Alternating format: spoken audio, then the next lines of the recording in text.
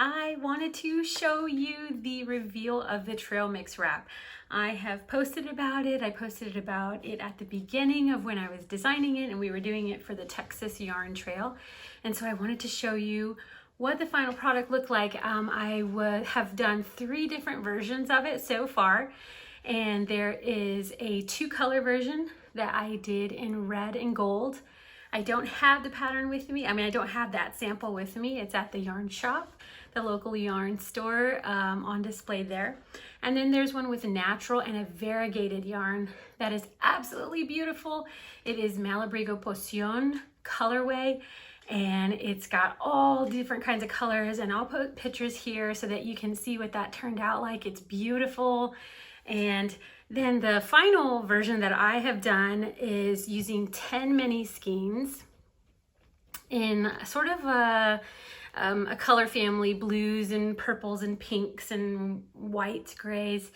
And this is how that one turned out. It is absolutely beautiful. I love it so much. I kept this one for myself to wear. I've already been able to wear it several times this winter, and so you can wear it as a scarf.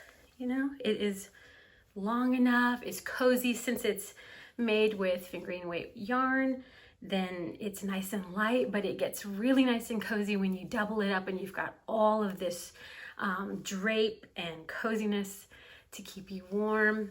It is wide enough to wear as a wrap. Let me see if I can do that and show you what that looks like. And it is so beautiful. I love it. I love the way that the minis worked up. I used 1 mini per section, and I love the way it ended up being. I did do an alternate turnpike dash for, now on this sample, I did do the beginning and the end in the original turnpike, where you sort of weave the yarn in and out. And then I did do the alternate dashes where you're actually sort of knitting it back and forth. It's a little bit easier. The alternate dashes are a little bit easier to keep your tension. So if you're having any trouble with tightening tension that's bringing in the sides of your scarf, then I would suggest going and using the alternate turnpike dashes. And that way you can just whiz right through those, and you don't have to like kind of stop, because if you are very tight on the turnpikes, then it can bring in and it'll feel really tight. But I wanted to show you, I used 10 minis. They were 20 grams, so about 80 yards each, but I did have yarn left from each one. Now there were varying amounts. The smallest one that I had left was this one, and that was, I believe, for this one right here, the masonry.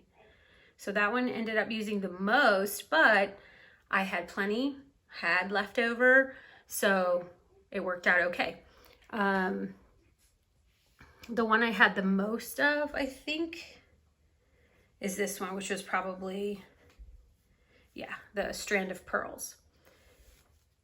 And so the sections are pretty much the same like length, but it does, you know, depend on whether it's the dominant color in that section or not, then that will, you know, change how much of each small ball that you need.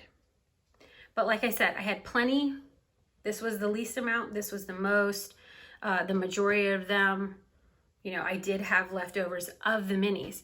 And then I used 2 full skeins of a background color, and this is what I had left. So this is probably about half of the second skein. So you need at least a good 1.5 skein for the background. And so I had plenty left. I don't know, maybe I'll make a hat or some socks or something out of that, but it's a pretty good amount. And I hope you guys, I already have plans. I already ordered the yarn to make a spring color version of this wrap in beautiful like pastels and spring colors. I'll post a picture. The yarn isn't here yet, but I'm still waiting by the mailbox. Anywhere you find minis, you know, grab 10 minis and 2 skeins for the background and you are set. So I hope you guys like this and you enjoy it. It's easy mosaic stitching. You never have to have 2 colors going at once. You're doing one color, you know, this way and back, and then you have your other color and you do what you need to do. And so it's slipping stitches, and the way you slip, and it just creates these wonderful geometric patterns. And yeah, I mean, it's a little bit addicting. I've already done, you know, these 2, and I have plans to do at least 1 more. And I love it. I love how it changes depending on the color, depending on whether you do a dark background or a light background. It really changes the look of it. So I hope that you give it a shot and try it out, the trail mix wrap.